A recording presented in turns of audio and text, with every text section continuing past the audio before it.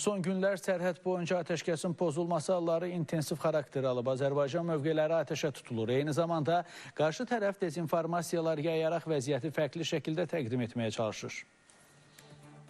Son günlər mütəmadi olaraq Azərbaycan ordusunun bölmələrini atəşə tutan, eləcə də mövqelərimiz üzərində pilotsuz uçuş aparatları və dronlarla kəşfiyyat xarakterli uçuşlar həyata keçirməyə cəhd göstərən Ermənistan tərəfi təxribatlarını örtbasdır etmək məqsədi ilə dezinformasiyalar yayır. Şərhçilər məqsədin təxribatların fonunda sülh sazişinin imzalanmasını gecikdirmək olduğunu deyirlər. Bir yandan Ermənistan rəhbərliyi deyirlər ki, Azərbaycan tərəfdə özdə rəsmi olaraq deyirlər ki, sərhədin Azərbaycan tərəfində atəş səsləri eşidilir, ancaq bizi hədəfləmirlər.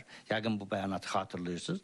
Amma onun ardınca da bəyanat verirlər ki, Ermənistanla Azərbaycan sərhədində filan bölgələri Azərbaycan atəşə tutub. Bunların hansının həqiqət olduğunu təbii ki, müəyyənləşdirmək bizim işimiz deyil.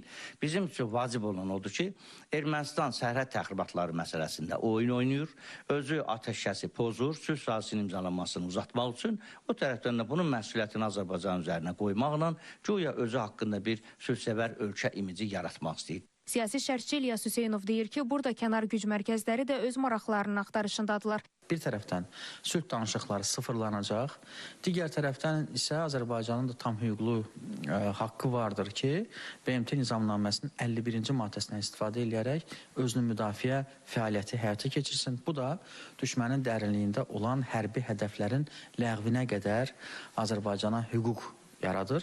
Şərhçilər bildirir ki, bu halların yaşanmaması üçün qarşı tərəfin Azərbaycanın haqlı tələblərini yerinə yetirməsi önəmlidir. Bu da Minsk qrupunun buraxılması və Ermənistanın konstitusiyasının dəyişdirilməsi ilə bağlıdır. Fidan Səfər, İlkin Həsənov, Space xəbər.